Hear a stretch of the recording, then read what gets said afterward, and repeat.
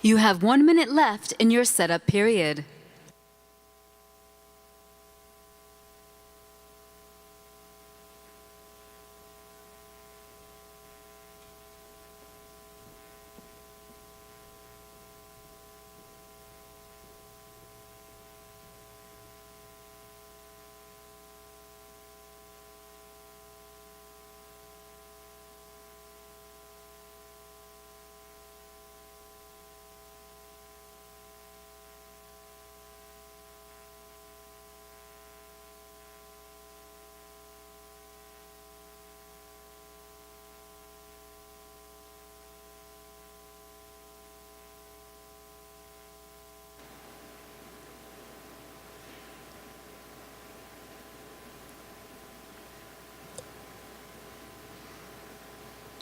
You may now begin your presentation.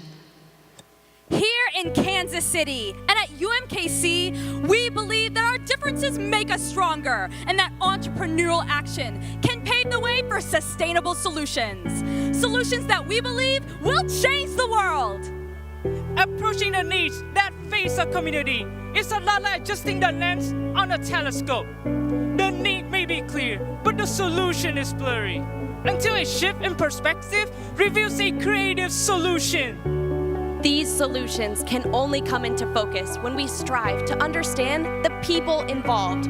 We gaze into the experiences of people around us who face challenges every single day and engage them in long-lasting projects that strengthen their communities and brighten their futures. By adjusting our focus to better see the challenges faced here in UMKC, UMKC Enactus created a unique solution to food waste and hunger, a solution that will continue to impact our community for years to come. By focusing on the needs of one village in Nigeria, we've empowered a school to improve the health, education, and economy of hundreds of people halfway across the globe. It is by seeing each need as unique and viewing each problem through a new lens that our team has a tremendous impact and changed thousands of lives.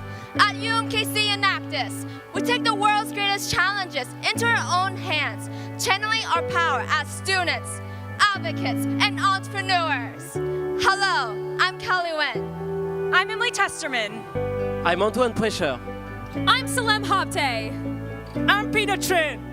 I'm Cassidy Zwart, and we are UMKC Enactus. This year, we have engaged with the stories of entrepreneurs, artists, teachers, volunteers, and families to cultivate sustainable solutions for our projects. Today, we are excited to share 2 of our projects that highlight our team's pursuit to develop answers for the needs that afflict our community and yours.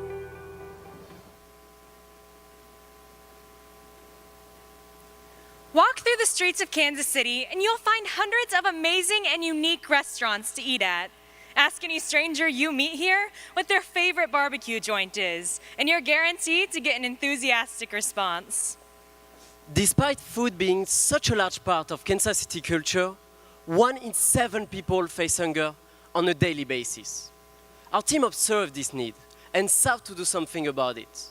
We conducted research, analyzed the information, and looked through the lens of human-centered design to find a clear need: food insecurity. Using this process, our team discovered a second need, that food waste is a serious issue in Kansas City and the country as a whole. In fact, 40% of all food produced in the United States ends up in the landfill. That is approximately 65 million tons of food thrown straight into the trash. Not only is food waste a tragedy for the thousands of Kansas Cityans who miss meals on a regular basis, but it also has harmful effects on the environment. In fact, 8% of the world's annual greenhouse gas emissions come from food waste alone. Not willing to accept food waste and hunger in our community, the Feed KC project was born. This task force began in 2017 when we started human-centered design research.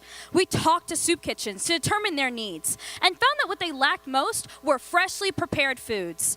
If any food is donated at all, it is often food that requires too much prep time, additional ingredients, and resources that soup kitchens don't have. With the needs of the local soup kitchens in mind, we shifted our focus to solving the problems of food waste in the area.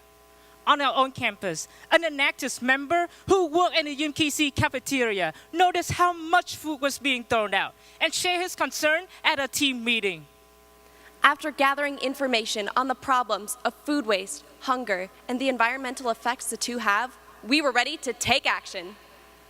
We established a relationship with the head chef of our cafeteria, shared our findings, and described our mission to divert food waste from landfills. Through this connection, we established weekly recoveries, where team members picked up excess food from the cafeteria and hand-delivered it to local soup kitchens.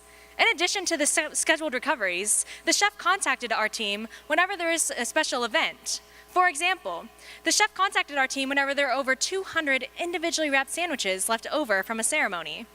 If that food wasn't saved by Feed KC, it would have gone straight to the trash. Instead, it went straight to those who need it the most. Soon, we began reaching out to other business partners, gaining additional clients. But the problem arose when there were too many calls coming in and not enough of us available to help. The need was clear, but the solution was blurry. So, we began to look at a more sustainable way to operate. We looked at the intersection of food waste and hunger with a fresh perspective. And this led us to a better solution. By pulling together and adjusting our lens, the answer came into focus. We found that the best way to solve both of these needs was to create a platform that connects food vendors to soup kitchens directly with the new Feed KC app. This app allows the business to list the items they have for pickup. Soup kitchens can view and recover them. Most importantly, the apps allow for food donations at any time, rather than relying on the availability of an Enactus member. Because of our innovative solution, we won first place in the nation in the Unilever Bright Future Project Accelerator and won a grant for Feed KC. We were excited at our huge accomplishments and used the funds to begin building an app that would revolutionize our project. We went through various models of the project, working with different developers to make our vision come to life. We spent months doing human-centered design research to make sure the app is efficient and user-friendly. Through this process, we talked to different soup kitchens, food banks, and entrepreneurs to come up with the best version of the app that provides modern user interface and unique user experience. This year, we plan to finish and launch the app that will maximize the efficiency of Feed KC. When faced with challenges, our team came together, adjusted our lens, and pushed ourselves to find better solutions. By transporting food to people in need, we have already impacted thousands of lives, providing 3,500 meals to the hungry and diverting nearly 2 tons of food from local landfills. But with the Feed KC app, our impact will spread even further. From testing this process, we found that soup kitchens and restaurants are more willing to recover food. Furthermore, the app allows to recover 40% more food in nearly half as much time. In addition to creating more meals for Kansas City, we were able to reduce our carbon footprint. We prevented nearly 11,000 pounds of CO2 from being released into the environment. That's the same amount of CO2 emitted by an average driver over an entire year. Once it's established in Kansas City, we plan to scale the app for use in other communities. Businesses from all over will be able to launch the app in their areas to reduce food waste and hunger throughout the country and across the globe. Someone once said, if you change the way you look at things, the things you look at change. By adjusting our focus to better see the challenges faced here in Kansas City, we created a more accessible solution to food waste and hunger. A solution that will continue to impact our community for years to come. Global impact can start with one person, one passion, one connection. 3 years ago, our team heard a story that brought our attention from the Midwest all the way to West Africa. That story became Educate to Elevate. It all began when a UMKC staff member from Nigeria shared his experience as a young student in the Agogo Community School. After returning to his school years later, he was heartbroken to find that some things hadn't changed. The community still didn't have access to clean water. The school children and teachers didn't have access to proper restroom facilities, and the school building was falling down around them. Imagine walking 5 miles every single day to gather water, and even then, it is not clean. Once you make it back to the classroom, you're distracted because there's nowhere to use the restroom. To access basic necessities, you will have to miss hours or even days of class. Your health becomes a priority over your education. And the more class you miss, the less likely you are to graduate. The need was clear, but the solution was not. How could we address these challenges from thousands of miles away? Which problems were most important? Where could we do the most good? From our perspective, the answers were blurry. So, we shifted our focus and looked at the problem through the lens of human-centered design. We spoke with students and teachers to understand everyday lives and struggles. We realized that to prevent illness, they need access to clean restroom facilities. But to get clean facilities, they need running water on campus. By adjusting our focus to see the challenges from their point of view, the solution became clear. We decided to take on 3 different initiatives to revolutionize education at the Agwoku Community School. Access to clean water, proper restroom facilities, and the reconstruction of the school building itself. Now, we believe that by embracing these initiatives, we can create a ripple effect, improving the students' health, education, futures, and ultimately, the entire community. In 2016, we began the Clean Water Initiative by raising funds for sustainable water well. After we raised the funds, we hired a contractor in Nigeria to install the well, which now provides clean water for 5 villages and hundreds of people, including the children and teachers at the Agwoku Community School. In 2018, we launched our second initiative, providing access to clean restroom facilities at the school. This initiative had 2 components, installing a septic system and building the actual facilities. To raise the funds for this initiative, we partnered with Revo Cup, a local coffee shop. Working together, we sold bags of their coffee, with each bag providing $10 towards our goal. Through our team's collective effort, we generated nearly $1,000, taking us one step closer to building the sanitary facilities. Once our team generated the funds, our contractor in Nigeria broke ground to install the septic system, and we immediately began fundraising for the actual facilities. It took an additional 5 months of focusing and refocusing our lens, reaching out to Business Advisory Board, communicating with our own team, and connecting with partners like the Kansas City Plaza Rotary to finally reach our goal for building the sanitary facilities. In August, we sent the money we raised to our contractor. And in January of this year, the sanitary facilities were completed, and they've already had a profound impact on the school children and teachers. According to the headmistress Agomo Virginia, students now attend school regularly, have better test scores, and children from other communities want to join the school. As of April 2019, 415 students and 20 teachers now have access to a 5-star restroom facilities. Student enrollment to the school has now reached capacity for the first time with 15 more students, and 4 new teachers have recently joined. 3 years ago, 32% of all teachers left during the school year. But with the well and restroom facilities this year, every single teacher remained at the school. Students are no longer having to walk 5 miles to the river to get water, the same dirty water that led to high rates of absence. Because of the well and sanitary facilities, our efforts have reduced waterborne illness from 28 students annually to 4. Not only that, but the World Health Organization reports that for every dollar spent on clean water initiatives, $4 goes back to the local economy. With our total investment of $12,000, we can expect a $48,000 boost in Agwoku, Nigeria. Since December, our team has been adjusting our lens and shifting our focus to the next Educate to Elevate initiative, improvements to the school building itself. According to the headmistress, more children want to attend the school, but there is no space for them. The current classrooms are also dangerous and distracting. So, our team decided to construct a brand new school building for the Igwoku Community School.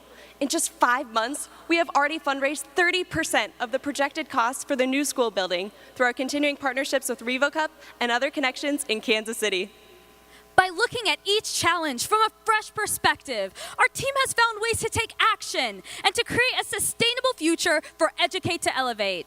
We enabled the construction of a 5-stall sanitary facility that has already reduced class absences by 80%, improved teacher retention by 32%, and has created opportunities for generations of students. Clear solutions come from understanding complex needs. Now, Educate to Elevate is paving the way to improve the educational experience of thousands of students in the years to come. Students just like the UMKC staff member who first told us his story 3 years ago. By lifting up one school, we are able to lift an entire community. Over the past year, UMKC Enactus has adjusted our focus time and time again. We have used our differences as building blocks and our stories as starting points. Through the lens of human-centered design, our team has crafted careful and creative solutions, not just in Feed KC and Educate to Elevate, but in all of our projects. Through arts and entrepreneurship, we held 7 community workshops that provide 100 artists with job opportunities, additional revenues, and the entrepreneur skills they need to become successful and make a living off of their craft. Through our Smiles and Cuts project, we empowered a local entrepreneur by helping build her staff, marketing, and helping her provide children in need with haircuts, increasing her impact as a business. Whether we are boosting the economy and improving the quality of education in Ogoku, Nigeria, Or creating access to food waste solutions and meals for the hungry right here in Kansas City. We are committed to recognizing complex needs and enabling sustainable progress in our communities. We are excited to listen to different perspectives and stories because we understand that those experiences are the foundation of innovative solutions. We are passionate about turning blurry view into a clear vision for the future. We spent thousands of hours to impact nearly 5,000 people because we are dedicated to bettering the world in a socially, economically, and environmentally sustainable way. We are UMKC Enactus! Thank you, University of Missouri, Kansas City. Judges, you may now begin the question and answer period. Did you experience any food safety concerns in your recovery program and security program? Thank you for that question. To date, we have not experienced any issues with that. However, there is a federal law enacted, the Bill Emerson Act, and it automatically exempts any restaurant that donates food in good faith from any liability. Yeah, for the businesses that are part of the Feed KC program, what is the incentive for them? Obviously, there's some that obviously have a passion about it, but how are you going to continue to get businesses that may think it's more of a burden to worry with that? The 2 main benefits for businesses to join Feed KC is, for one, they receive tax incentives. So for every item that they donate, they can receive up to the amount they paid for it. And then the second incentive is the fact that corporate social responsibility is a huge trend in the market, and businesses that partner with us are able to display that partnership, increasing the amount of customers that come in. On your Nigeria project, I'm just wondering, you did a lot of fundraising to really put a lot of the schooling and the toilets and the clean water. How do you think that they will be able to continue to self-sustain more building, et cetera, without kind of fundraising initiatives? Thanks so much for that question. We originally explored revenue-generating models for the Igwoku Community School, but realized that they couldn't put all their focus in that until they had the basic necessities like water, sanitation, and infrastructure. Now that we've provided them with those tools, they'll be ready to elevate their own education and empower themselves and their community to really grow as a school.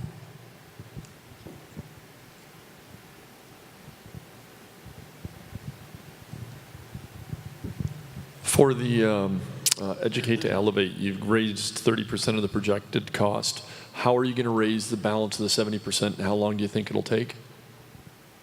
Thanks. We plan to raise the rest of that amount through our continuing partnership with RevoCup, exploring other initiatives with other partnerships and businesses, and we project that that'll take about until the end of this year to really raise the rest of that money. Hi. Were there any cultural issues when you built the restrooms at the schools? Because I know in a lot of those areas, for years going back, they've never had latrines. Thanks for that question. Because we are working with that community directly and with individuals in that actual community, we didn't experience any really stark cultural issues. In fact, we felt more informed when bringing that resource to their community because we had such a direct connection and were very informed about their need.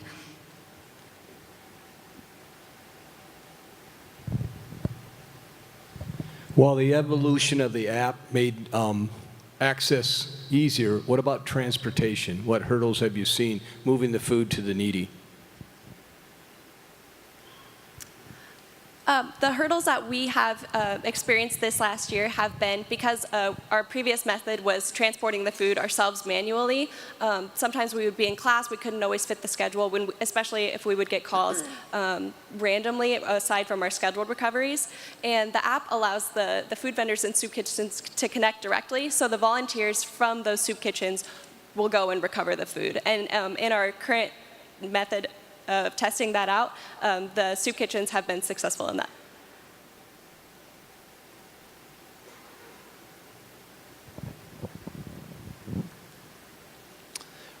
What is the biggest reason some restaurants decided not to participate, and how do you plan to overcome this objection in the future? The largest reason that businesses don't want to participate with Feed KC is because they are afraid of any liability from food that was expired or whatever, and because of the Bill Emerson Act, they are exempt from that liability. So our biggest move now is to just make that really clear that they can't be held liable for any food donated in good faith.